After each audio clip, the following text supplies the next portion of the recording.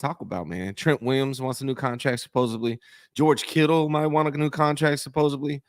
Brandon Aiyuk, we're going to talk about if this is a culture issue or is it strictly money. We're going to talk about Debo playing with a chip on his shoulder. Give me 17 seconds. I'm going to run this intro and be back with Rohan Chakravarti. Back to throw Montana. Steps up, throws. The 49ers have won the Super Bowl. And now your host, Ryan Hensley. Now your host, Ryan Hensley. What's up, everybody? You know who this guy is. My man, Rohan. What's up, Ro? Doing good. I thought I was going to be late for a second, setting things up back in the apartment, but appreciate you, and we are right on time. You said the apartment. Are you back at college already? I am here just for a week or two, doing some work stuff. So, yeah, I'm here real quick. Right on, man. Good. Rohan is an educated young man, almost done. What year in college are you, brother? About to enter my final year. Nice. Are you going masters or are you done after this? Probably masters. We'll figure it out, though, after the year. Yeah. I figured you would. You seem like the guy to go after the masters, man. We're very proud of everything you're achieving. Rohan is a writer for Niners Nation, also a host of the Rohan Chakravarti show on YouTube. Make sure you guys subscribe if you haven't yet. Real quick, shout out to Tanya Sayal. My girl says it's been a minute, but just dropped by for a second to support. Busy at work, but have a blessed day, Ooze. Same with you, Tanya. I really appreciate Tanya and all her support, and as well as everybody in this chat, man. I was just talking to some of the people in the chat, like JC, Red Jet, Brother Bob, Nick Nice, Todd Labor, Z9, all of you guys that are here, that come here, support the show. It means a lot to me. Can't thank you enough, to be honest. We got a lot of people tuning in as we speak. We got a lot to talk about today. Real quick, want to give a shout out to Tanisha, who's a member, says good morning, Ryan in the chat. Good morning, Tanisha. Don't Bother Me is here as well. Shout out to all you guys. I appreciate all the support. I was just letting you guys know. I don't know if you guys saw, but I did do a members only video. So if you're a member of this channel, I dropped a video just for you guys, offering some kind of if you have a business or a family member has a business, your significant other has a business, let me know and I'll plug them on the YouTube show and on Twitter to show support for those who show support for me. So just want to get that out there to you real quick. Ro, man, there's a lot to talk about, man, for what is it, June 10th?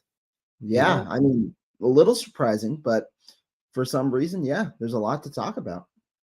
Well, let's start off with this, man. Trent Williams, and actually I heard George Kittle as well. But let's talk about Trent first. Trent Williams, supposedly there's whispers, as is being reported. Whispers is the word they used about him wanting another contract. Thoughts on that for Trent Williams, who is 36 years old? What do you think about that? You see, when I initially heard this, I was against it because what if we heard about Trent Williams the last 2 years? It's retirement talk. And if you guys don't know, when the player retires, that guaranteed money that's still on the contract becomes dead money.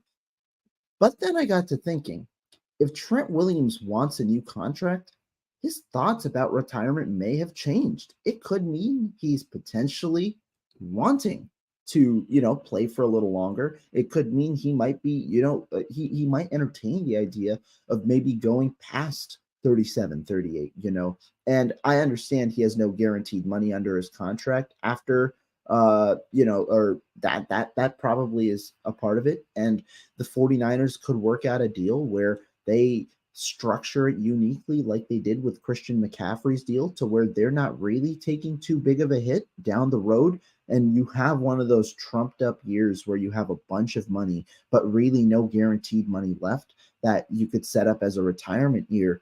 And so as I think of the possibilities, I can understand why both sides could want this. Trent Williams wants guaranteed money. He may not necessarily care about, the rest of the deal structure. And that's where the 49ers come in, and they could do something very similar to what they could do with the Christian McCaffrey deal. To me, I thought that deal was a really good deal for San Francisco and for McCaffrey in getting guaranteed money for their player, and also getting a good deal structure for the team. Could see something similar come up here as well. I got a question for you, man. Hypothetical, because you're more of an expert on contracts than I am. I don't. That's probably not one of my strengths in this whole thing. But I'm curious. They restructured Trent Williams, give him guaranteed money this year, and he played last year on no guaranteed money. He probably saw Christian get it and was like, "Wait a minute, I want some guaranteed money."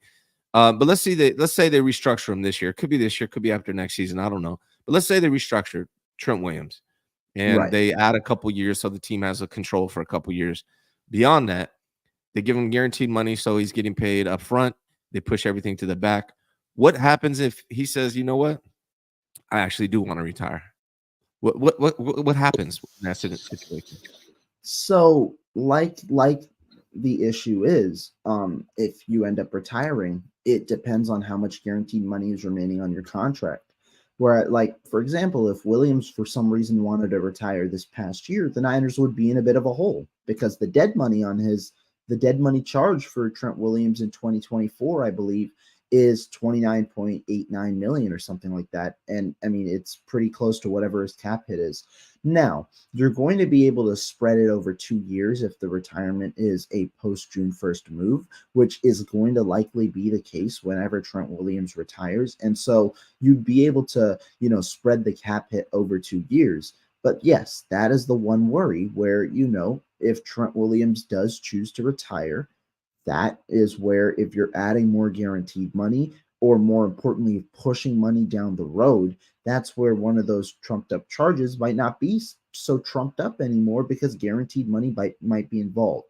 Now, if they do something similar to the McCaffrey structure, understanding that that is a little bit of a lesser magnitude given his contract isn't as big as Trent Williams's, then you could probably find a way to get away with it, right? Because McCaffrey's structure is nice in the sense that they guaranteed him 24 million, but all the guaranteed money comes in the first 2 years, and so you're going to maybe eat dead cap, or not eat, but you might have to figure something out after the first 2 years. But because his cap hits are really low over the entire duration of the contract, it's not as bad as you might expect.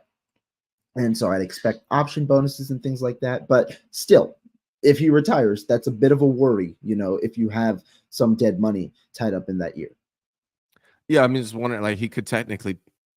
I mean, I'm not saying he would, but he could. Like right now, I feel good. I'm gonna play till I'm 40, and then they give him the guaranteed money, and then a year or two from now, he's like, actually, I think I'm done, and that could actually hurt the 49ers, correct? Right, right. And Yeah. so I wouldn't be surprised if they just say, you know what, we can figure, they wait till the end of this year. I wouldn't expect them to rework the deal before the season because they're pretty flexible with his contract after this year. He has like a $34 million charge or something, and only 19 million of it would become dead money. Like I said, if you split it over 2 years, that's manageable. That's manageable if Trent Williams retires after this year, because I think the one thing he's really looking for, right, is that Super Bowl.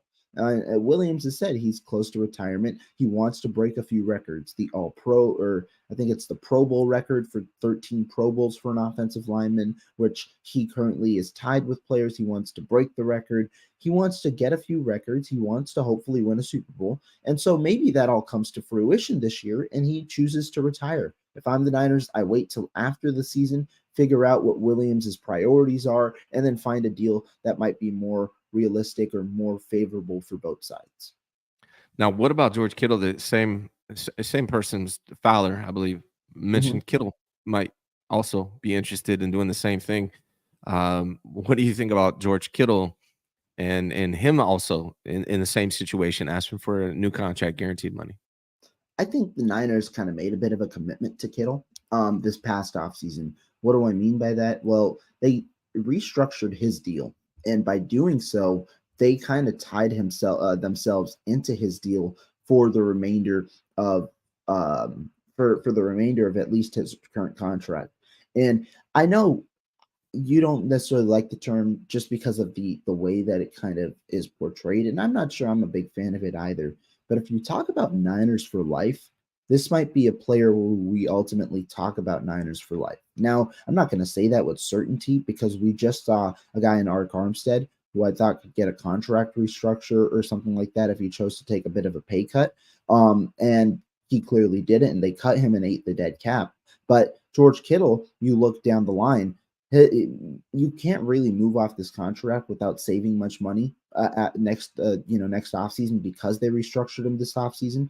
And in 26, his void dead cap charge is 13.3 million, and that's for him to be a free agent. So you might want to make a cheaper deal maybe after next year, where he's going into his age 32 season, and maybe you get him on a cheaper deal for an extra year or two, and figure things out. Because one thing you see this past year, I mean, Kittle, it seems like he somewhat understood his future.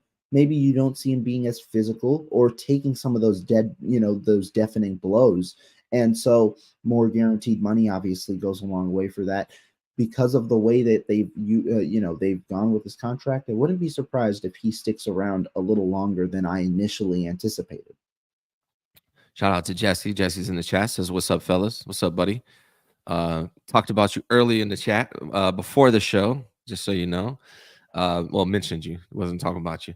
By the way, Jesse, thanks for the reference of the book. I'm reading that book, Relentless, that you posted. Great book. So looking forward to finishing that, doing that as well. Yeah, man. Trent Williams, to me, like he's a good player, bro. Like a great player, Hall of Famer. So if he feels like he can keep going, I'm going to trust him. He doesn't decline. He didn't give up one sack last year. Matter of fact, him and Aaron Banks didn't give up a single sack last year. So if Trent Williams wants to keep playing, I'm all for it. I don't care how old he is. There's several linemen that have gone close to 39, 40 years old, and if Trent Williams wants to keep playing, by all means. I do feel like if the 49ers were to win the Super Bowl, that he would probably hang it up, I would imagine. But if you're Trent Williams making $30 million a year, you don't even have to practice on Wednesdays or show up to training camp OTAs. I mean, why wouldn't you, right? So Right. I understand that as well. Kittle, a lot of these guys we thought we were going to be losing, right? Like Kittle, CMC, Trent Williams. We all thought these guys are going away, but it's starting to feel like they're at least considering sticking around longer. 49ers are already a pretty old team, and this would just make them older. But I'm all for Trent Williams. George Kittle, I want to see. He did have a 1,000-yard season last year. But they are kicking the can down the road. One thing it's not being reported well is that because of the way you can structure and manipulate the cap, because you can give all these bonuses and do all these things, it actually lowers your salary cap right now. But more money always equals more money. Like people really need to understand that too, right? Like there are ways to manipulate it, but more money equals more money. There's no way around it. For some reason, it's like you hear like people talking about, hey, this is actually good for the 49ers. Okay, it might be good this year, but at some point, you got to pay the piper. It's going to come back and get you. And now they're banking on, continued profit and continued growth of the salary cap to where it ends up not being a big deal. But I feel like if you're constantly kicking down the can down the road, at some point, you got to pay the piper, and it may come back to haunt them. But maybe their mentality is let's win the Super Bowl right now, and we'll see if we can do that. Is there a problem for you? Is there a problem kicking the can down the road constantly? Yeah, I'll say this. I read an article maybe 2 years ago that I thought was a really, really well constructed article, and it talked about kicking the can down the road. And what the Niners are doing right now is similar to certain other teams, something like the Cleveland Browns and the Philadelphia Eagles, where they're trying to maximize their cash output. Cash and cap hits are completely different. But by kicking the can down the road, it allows you to spend more cash than what the cap may initially allow, to try and obviously bolster your team. And the goal is cash remains the same. And so down the road in 3 years, maybe the cap hit increases, slightly, but the overall money that you're going to be able to spend increases significantly given how the salary cap has been going. And so that cap hit takes a lesser percent of the cap overall than it might in a year earlier. Now, that is a good philosophy. I think that when you're trying to spend more money, you're ahead of the competition. You need an owner to do that, but you're ahead of competition. However, you could only do that for so long until you feel like you're in a situation like the New Orleans Saints, where you're consistently year by year trying to remain competitive, but kicking the can down the road, and then you get stuck in this limbo where you're average. The Niners don't want to be stuck in this limbo. And the goal is ultimately a championship. And you might see a little bit of a wean off after this current core, after the Niners kind of meet their match a little bit. But right now, it does look good, sure. But you're right. Down the road, you do have to be a little worried about how they're going to make this sustainable. And I think usually what you see teams do is rely on their quarterback even more when it comes to that situation, just given the nature of the game and the way that you have to pay several other positions. Yeah, and brother Bob says if Kittle's cut post June 1st in 25, it's only 6 million dead cap. Yeah, they're not cutting Kittle though, man. Kittle's in like Flynn over here, brother. Yeah. Yeah, interesting, man. We'll see. I do have a little concerns about like what is this team going to look like at some point, but really I've always been an all-in type of guy, like Super Bowl or bust. I'd rather win a Super Bowl this year and be bad for 2 years than never win one at all and just be decent. Like that's always been my mentality. So whatever they Mhm. got to do to get it done. But it is interesting. A lot of people are getting taken care of. A lot of people are seem to be, Niners for life, as you put it earlier. However, there's a guy named Brandon Aiyuk that seems to be looking on the outside in. I want to talk to you about Brandon Aiyuk. There's a lot of things that's very interesting to me about this. It's been reported that the contract talks are not going well. Matt Mayoko's talking about it. Matt Barrows is talking about it. Bigger name guys, national guys are talking about it. Brandon Ayuk's wide receiver coach is talking about it as well. They're way off. They're not even offering Brandon Ayuk. I'm trying to think of the Amon guy's Ross name. St. Brown. Yeah, they're not even offering him that type of money, according to Brandon Aiyuk's wide receiver coach. So the 49ers have a value set for Brandon Aiyuk, and it seems like they're immovable off of that. They don't care what's going on throughout the league. This is what we think you're worth to us. Take it, or we're going to fifth year option you or trade you. That's the situation that Brandon Aiyuk seems to be in.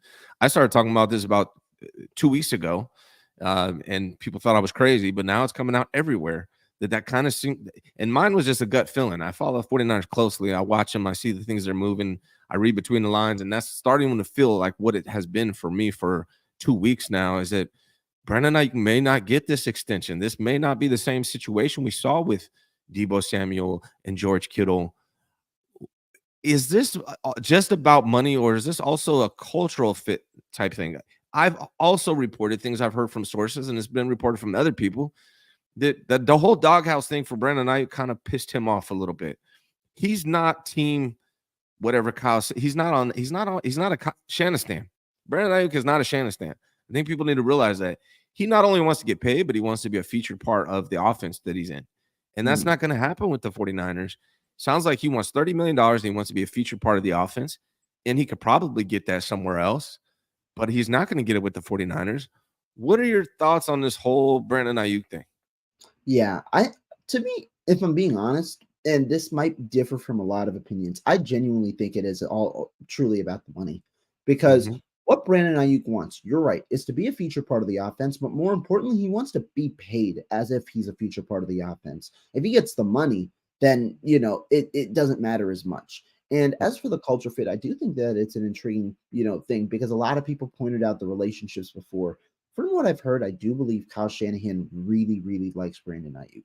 And that's why the Niners went ahead, didn't touch Deebo Samuel's contract this year because they were comfortable understanding that a trade could come to fruition and they could be without Deebo Samuel this offseason. Obviously, no trade came to fruition. Samuel himself acknowledged it, and these talks likely come up next year. We've even heard guys like Matt Mayoko say that the core probably doesn't extend further than this year. It doesn't seem like it. You've obviously heard the national buzz that the Niners probably are moving one of the two. Albert Breer said teams could pry away Deebo Samuel by the deadline. And I think that this is, I, I don't know if I'll be honest, I'm not a big fan of the way that these negotiations go ultimately, but this is the fact of the matter that the Niners just have all the leverage in the situation.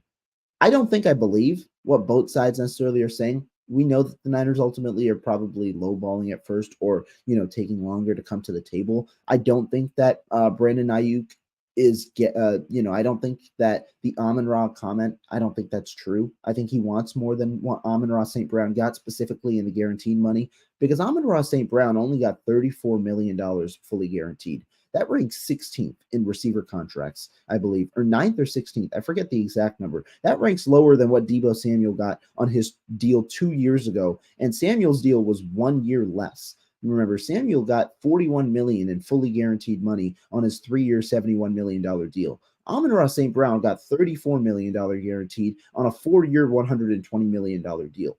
That deal was a really good deal for Detroit. I don't think Brandon Aiyuk takes that deal. He might want Brandon Amon-Ra money in terms of APY, because I think the actual APY is around $28 million a year. That could be the case, but I believe that Brandon Ayuk's deal, he's looking for something closer to what AJ Brown got, or some of those other guys, where Brown got 30 plus million APY, but also $45 million fully guaranteed, and he's around the Tyreek Hill type of numbers, and so we'll see ultimately how this goes. But the fact of the matter is, we're hearing a lot of back and forth. The Niners have all the leverage. They could play Brandon Aiyuk on the 5th-year option. They could franchise tag him. And hell, if they really want and are willing to take that type of hit, they could franchise tag him twice. And so to me, I'm not too worried necessarily about Aiyuk as a Niner in 24. I do ultimately think he's going to get extended, just because the Niners have made a commitment where they didn't touch Samuel's contract. They need a receiver one, and they've kind of allocated their budget to where Brandon Aiyuk is going to get paid. And so that's where I think the extension ultimately comes, sometime probably around that training camp time, when you want the players to report and things like that. But unfortunately, this is the nature of the business right now. And obviously, Aiyuk believes he's worth more than whatever is being at the table currently. Yeah, and just so everyone knows, I put a Stockton slap on the timeout. We got such a good aura in the chat here. Stockton, you kind of ruined the vibe, man. It's Monday morning. I don't want that energy, brother. I don't want that energy. All right, man. So when I said it's more than money, obviously money is the most important thing. I agree with you there. Like, he doesn't care. Like, ultimately, if you pay him what he wants to be paid, then he's going to be happy regardless. And so that's the number one priority. But I do think there's more to it. Like, I don't think he appreciated being put in the doghouse. Actually, I know he doesn't appreciate that based on what I've been told. I know he did not appreciate being cut out of the playoffs, where he was 3 receptions per game in the playoffs, not targeted hardly at all in the Super Bowl. And that's why immediately after the Super Bowl, he tweeted, don't forget what got you here. Or he posted on Instagram, don't forget what got you here. So yes, the money will ultimately make him happy, but I think the way he expresses himself, the way he feels, the things he thinks, that's not a good soldier necessarily in the eyes of and I love BA, but in the eyes of the 49ers franchise, that's not what they probably want from their guys. And he's kind of been a little bit resistant of that. To me, Brandon Aiyuk is the kind of guy you extend. I've been saying it for 2 years. Get him extended as soon as you possibly can. I would have done it. But at this $30 million price tag, at that point, I'm not sure. But it's weird because it seems like they're willing to pay everybody but our guy Brandon Aiyuk. And I don't have a good feeling. I've placed bets with people. I don't think he's going to play week 1. I think they're going to 5th-year option him. And I think he's going to end up sitting out some games. If I had to bet money, that's what I think is actually going to happen with Brandon Aiyuk. You genuinely think he would sit out and lose his money? Absolutely. Because his contract would then reset if he sits out. Oh, no. Well, it depends on the amount of games that he sits out. The amount of games. He's going to sit out as long as he can, but still accrue that year, right? Like, if he sits out the whole entire season, yeah, that's stupid. That doesn't make any sense because he still has to play that final year of his contract. Yeah. What I'm saying, he's going to sit out, I don't know, what is it, 8 games or something like that? It's like 6, 8, somewhere around there. Yeah. Yeah, he could sit out up to 8 games.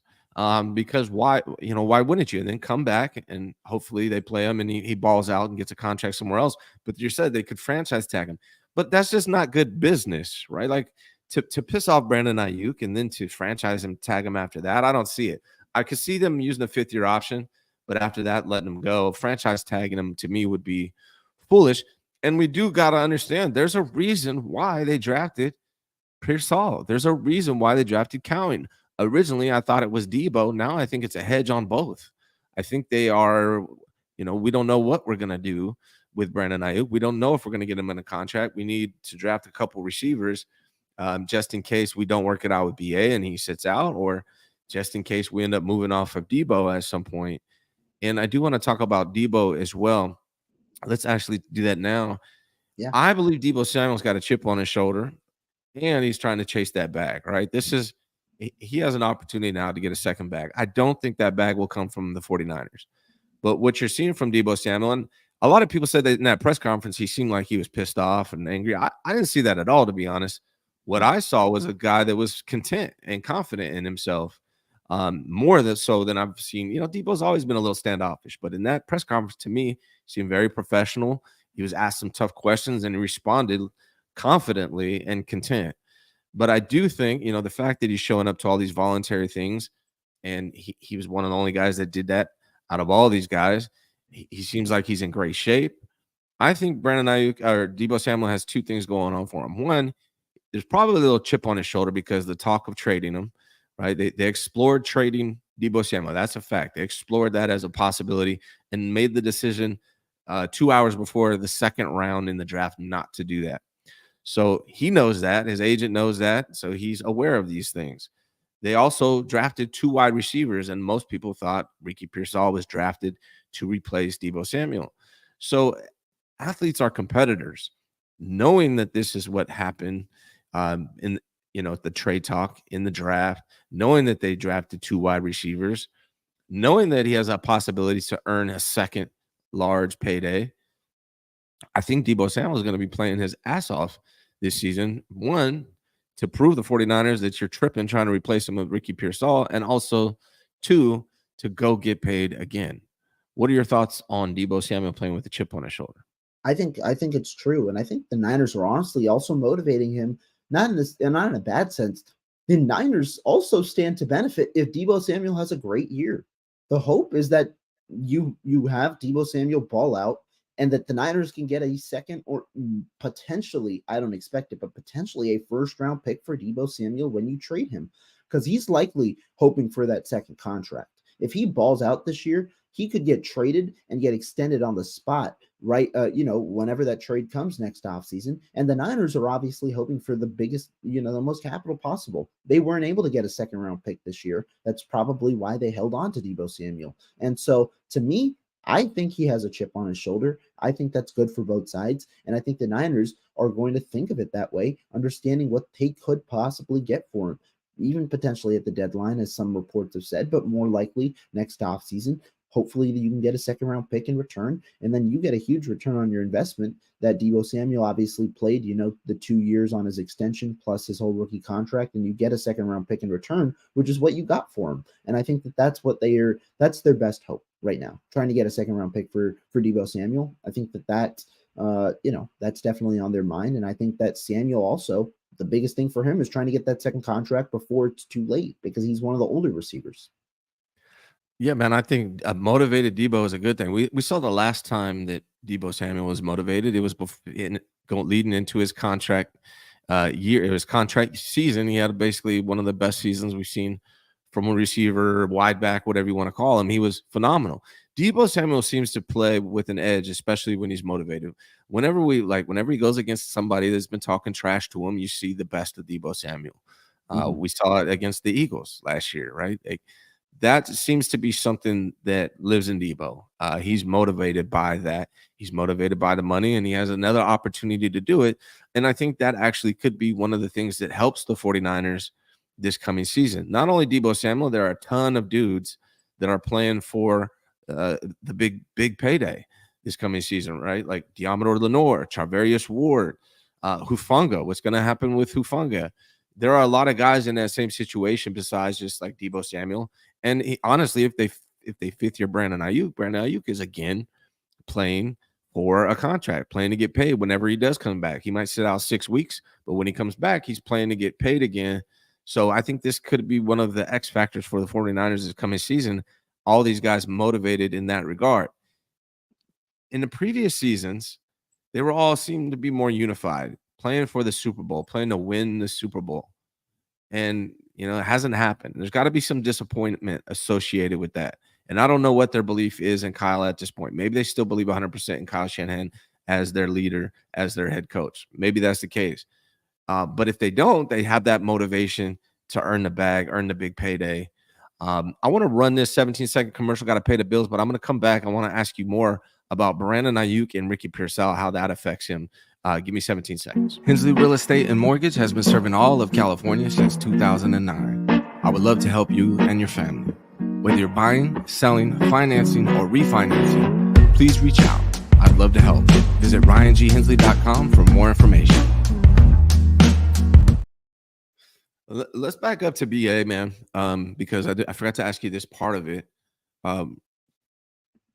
Marco, your boy Marco, my boy Marco, he was supposed to come on Friday. We were going to debate this because he disagrees with me, but I wanted to talk to him about it. But I want to get your opinion. I believe that the better Ricky Pearsall looks in training camp and all these voluntary workouts, the mandatory workouts, the mini camps, the better he looks, the worse it is for Brandon Aiyuk. I think Marco disagrees. I'm not sure why. I'm going to talk to him. Maybe just didn't understand my point. I get it that what happens in training camp, what happens in these mini camps, that has nothing to do with how he's going to actually play when the pads come on in the regular season games. I know the 49ers know that as well. But, if he looked bad in these mini camps and training camps, the 49ers got to be thinking, okay, we really got to get BA back here because Ricky Pearsall doesn't look like we thought he was going to look. But the fact that he's looking better and good is what being reported by almost everybody, that he's looking really good. That has to be a part of in the back of their mind when they're negotiating with Brandon Aiyuk. Like, do we really want to play Brandon Aiyuk $30 million when Ricky Pearsall is looking pretty damn good? Again, what happens with the pads on in games, that's going to be different. But the signs that you have to work with right now is, does he look good or bad? And everyone's saying he's looking good. Do you think that plays a part at all in what they do with Brandon Aiyuk? Honestly, I don't. And here's the reason why. I think it's kind of a twofold. One, it goes back to the draft. Because Brandon Aiyuk knew, both receivers knew about the trade talks surrounding them, more so for Deebo Samuel. And then when they drafted Ricky Pearsall, my initial thought, yeah, that pick was for Deebo Samuel. Why? Because the Niners wanted two receivers to be man beaters because that best correlates with their scheme to where they're not scheme dependent on one specific player. And I think that was the ultimate goal when you drafted Pearsall. And so to me, that's where, if I'm Brandon Aiyuk, I don't worry that Pearsall's having a good time. I think that should even motivate Deebo Samuel more, understanding that there could be more opportunities for Pearsall in the offense and that they likely expect him to play on the outside rather than the slot after the Juwan Jennings contract. And so that to me is not too worrisome for Brandon Aiyuk. And the reason is Deebo Samuel's already going to be in a contract year. The Niners aren't going to put themselves in a situation where they don't have either of their elite receivers. Aiyuk knows that that's one part of the leverage that he does have. And so that to me is a reason why I don't believe Brandon Aiyuk or using Ricky Pearsall is also, a part of the formula there. And I did see something in the comments, and I think that that's also true. Pearsall's also been playing with the twos a solid amount. I think that that's another thing with it. He's been killing, I forget who it was that Marco had said last week, but he's been, beating some of the twos.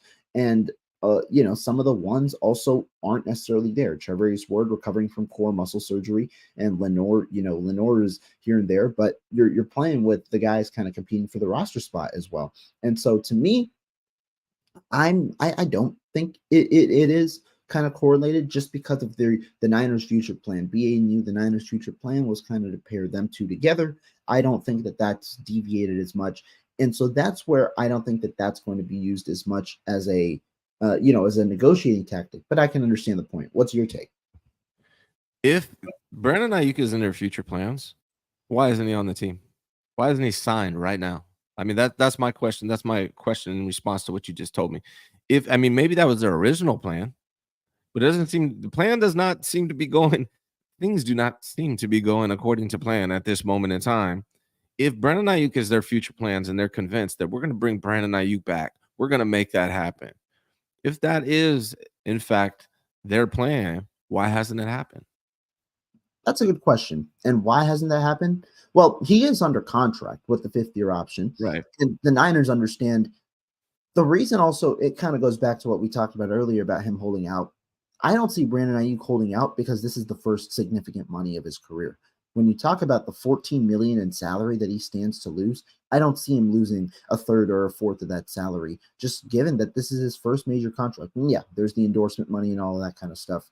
I think the Niners understand where they are in the situation with the leverage that they have. And this is a very similar situation to what the Bengals went with T. Higgins with even more leverage, because Higgins got on the franchise tag this past year, but they didn't have the fifth year option. And so the Niners understand they have 1 extra year of leverage here in this situation, because it may not be great business, but the franchise tag is the franchise tag. You're going to have to play on it, as unfortunate as that is. The ramifications of not playing on it, I think, are too significant in today's world, where players stand to lose too much money. You're going to have to play on it. And so to me, that's the thing. The Niners, they understand where they are. And I also think that there's a bit of a difference with Brandon Aiyuk, where when he comes to work, he works. I don't think that I see that, where I don't see him coming in out of shape. I don't think that that's going to be a part of the formula. And maybe this is me having too much confidence in Brandon Aiyuk. I don't think that there's going to be issues with him once he returns back to the playing field. So other Niners in the past that the 49ers wanted in their future plans, they didn't fifth year option him. And again, it hasn't happened yet. Maybe Brandon Aiyuk ends up signing an extension and everything works out and all is well. But if they go the fifth year option route, that's different from what we've seen in the past. What else is different is Brandon Aiyuk is just not even attending, right? He's not even showing up. He's not doing a sit in, right, where he's attending but not participating. It just doesn't feel right to me. It doesn't feel the same. I feel like there's a value gap, a huge value gap between what the 49ers are willing to pay Brandon Aiyuk and what Brandon Aiyuk is willing to accept.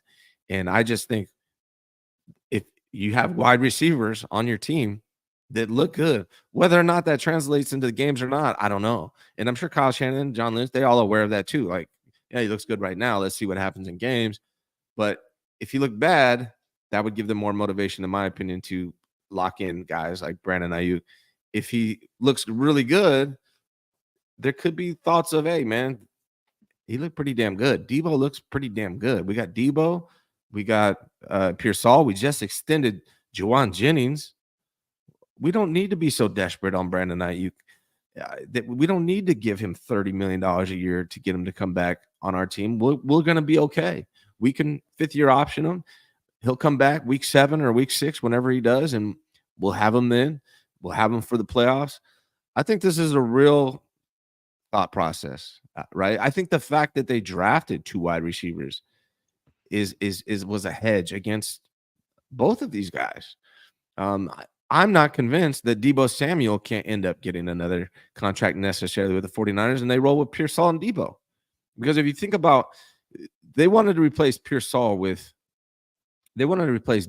Pearsall. That's what we all thought. Pearsall does not have that run after catch that Debo Samuel does. To me, when you really think about it, Pearsall is closer to Brandon Aiyuk than he is to Debo Samuel as far as their skill sets are concerned. Yes, but Pearsall can't be the number one. And so I think the Niners drafted him with that knowledge, and that's why I can't see that situation kind of happening.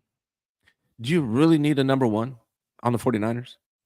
No, but I think that if you truly have championship aspirations, it's tough to pass up the number one when you have the number one.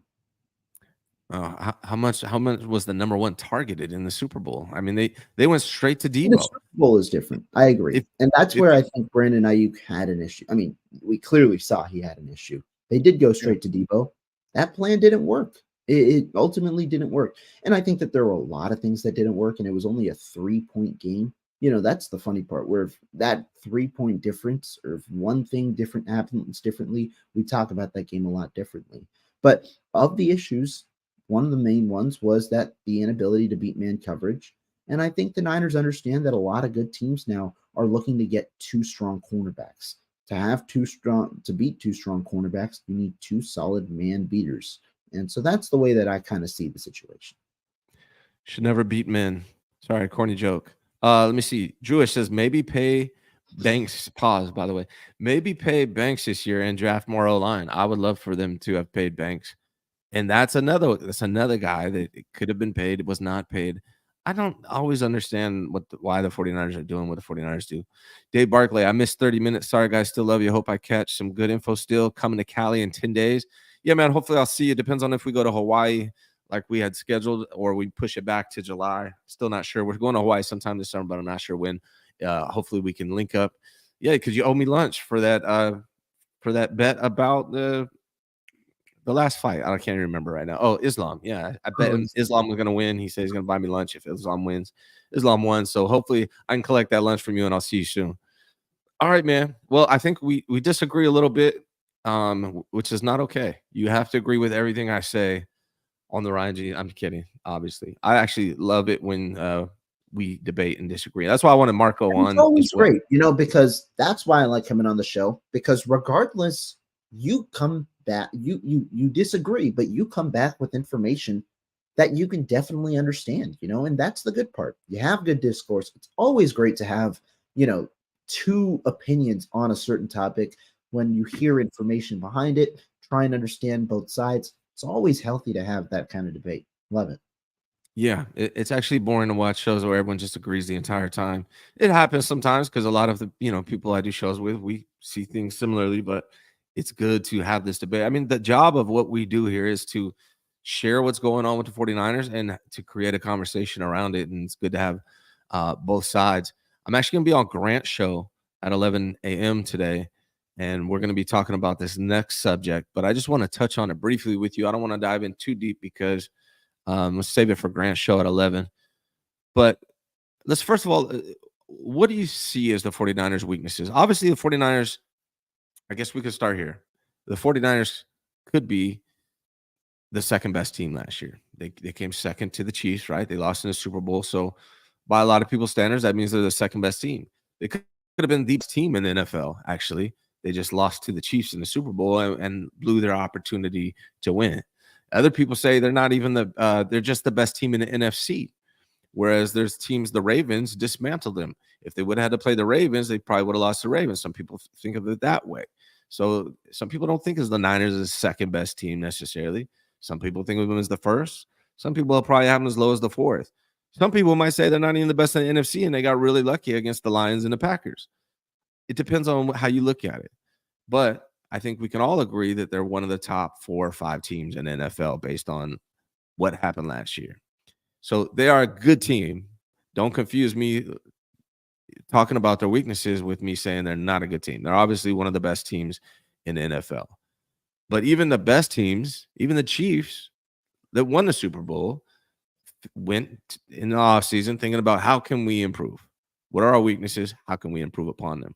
Yeah. So my question is, what were the 49ers' weaknesses last year? Let's start with that, and then I'm going to ask you if they improved those weaknesses.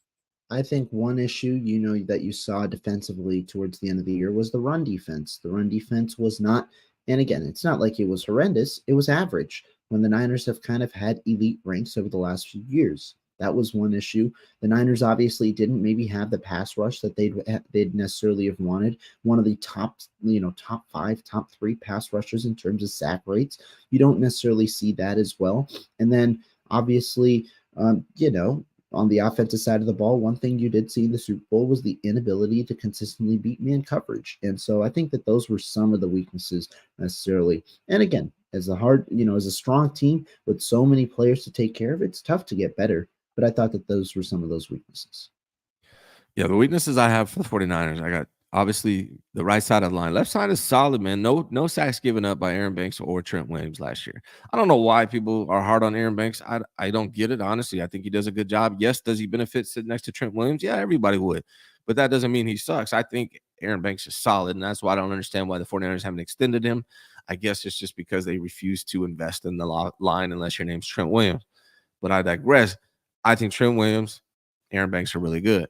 Jake Brendel left a little bit to be desired. Colton McKivitz obviously giving up 9 sacks throughout the season, a lot of pressures, left a lot to be desired. Feliciano actually stepped in, did a good job at the guard position. Burford so far has not been the guy they hoped he would be. But that right side of the offensive line, is my point, is one of their weaknesses. They addressed it a little bit by adding Pooney. We'll see how he develops. I like the draft pick. I think it might work out. But one of their weaknesses for the 49ers was the right side of the offensive line. Do you think they adequately addressed it and have improved there? I think they've addressed it. I think they have improved a little bit just because I ultimately expect Dominic Puny to take a starting job at right guard. Now, could they have addressed it more? Sure. But for the argument's sake, I guess, yes, they improved it and they got a little better because I think Puny will take that spot. They definitely didn't improve the right tackle spot. That much is certain. And it seems like they hopefully, and we're assuming Pooney is an improvement. We don't really know, Right. but we're assuming he's an improvement. So maybe they have an improvement in the interior somewhere there. The other thing is the protection scheme for the 49ers. To me, that's actually a bigger problem than the actual players that they have on the offensive line. I think the scheme, the way they had 9 free rushers in the Super Bowl. And a big problem, and Grant had a former Super Bowl winning offensive coordinator on his show, asked him, he said the exact same thing. JT Sullivan, who I watch every week after he does his Niners quarterback assessment, I watch every week, something he's been talking about. Brock Purdy does not have the ability to call his own audibles or to change the scheme at the line. And that has been a big problem. I really, really hope that Kyle Shanahan trusts Brock Purdy now in those situations to change the protection scheme. And I hope Brock Purdy is capable of handling it. Do you think that can be fixed this coming season? Do you think they will? No. Why don't you think they will? I don't think they're going to change much. I mean, we heard, and it's not apples to apples. I think what was it we heard Shanahan say about philosophy? The pass first comment, and he said, "No, I don't think we're going to change our philosophy." And I think that's coach talk for the most part. But as for the protection scheme, he's done this for so long. I don't anticipate him changing that. I understand he's probably not had a quarterback of this caliber in 10 years since probably the Matt Ryan days, right? But no, I don't see it changing just because that's the way that the 49ers have run their offense. And I think that it's not like it's a bad offense. Nobody's saying that. But I think that they're going to take what they value more over things like the protection scheme, with the understanding that you hope your quarterback, being as smart as he is, can get you out of those situations, because usually when there's free rushers, there's a mismatch elsewhere. And so I think the hope is that he kind of identifies that pre-snap. That's unfortunate if true. Another weakness the 49ers had last year was nickel corner. Having to, that's a good one.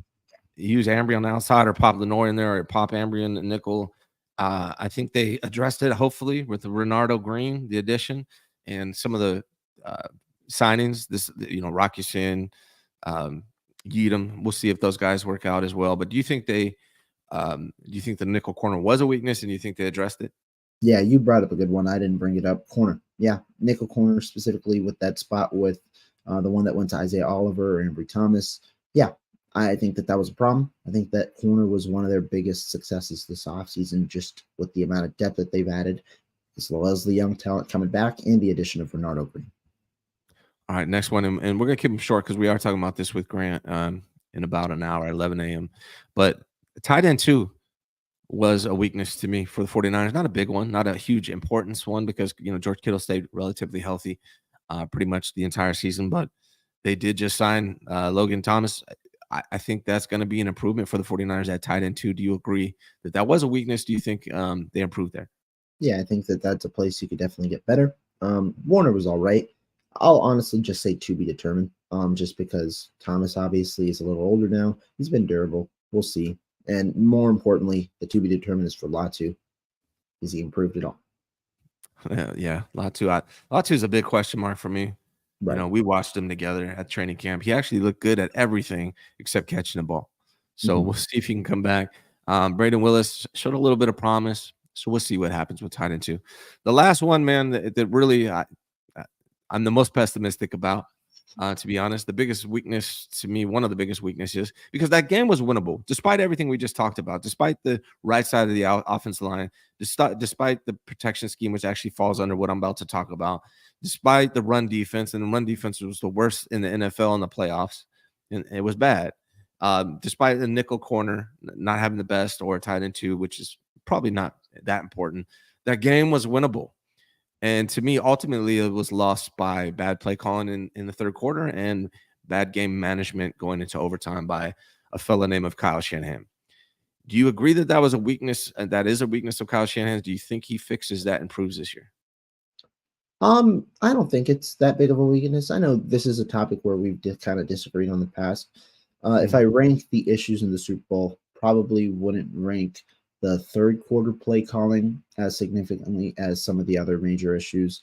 But I was pretty critical of Kyle Shanahan in that Super Bowl. I do think that there were several issues he needs to fix. And I guess this is another to be determined. I think you only hope that, he improves with time. But I ultimately think that he has the chance to improve. And I think that as this team kind of comes together consistently, you're hoping that that was a thing. The only reason that I might be in the same boat as you with the pessimism is because I said repeatedly last year that that was your best shot to win a chip. I also said I didn't expect the Niners to win a chip. Both things came through, and now you're going to face tougher competition for the chip. And so could they still do it? Absolutely. Betting favorites, but we'll see.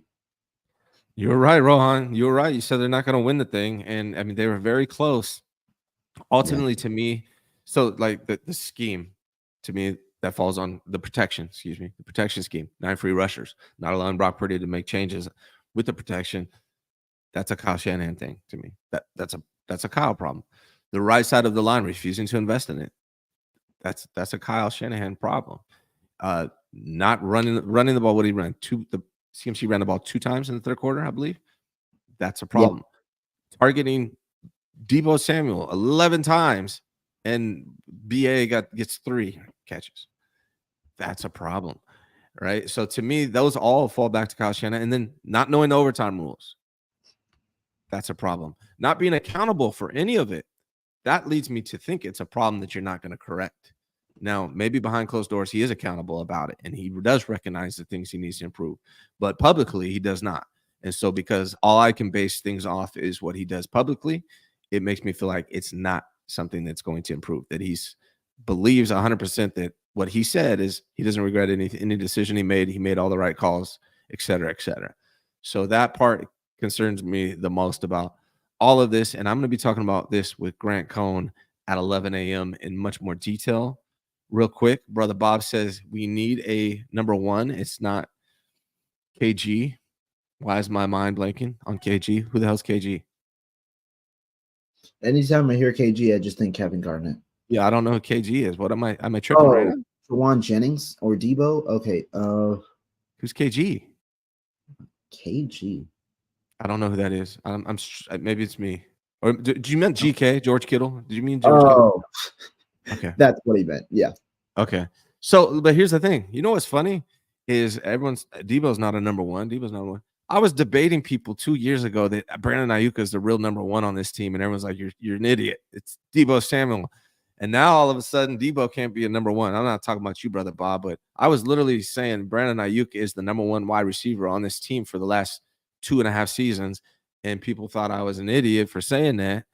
And now he's the number 1, and Deebo can't be the number 1. I just think that's interesting.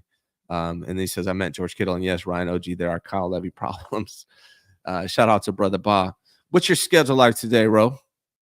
I mean, I just got back earlier this morning, late last night, settle in, got some work stuff to do, and then we got to hit the head. We got to get back on this stream later this week. We got to, talk about what's going to go on with the 49ers as they kind of approached a little bit of the dead period between mini camp and training camp.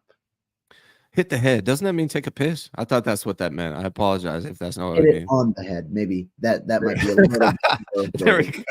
There we go. Rohan, man, great job as always. Always love having you on. I think you're going to be on regularly to start Mondays with me. And then I think Croc, once the season starts, it'll be you and then Croc every Monday. So I'm looking forward to that, man.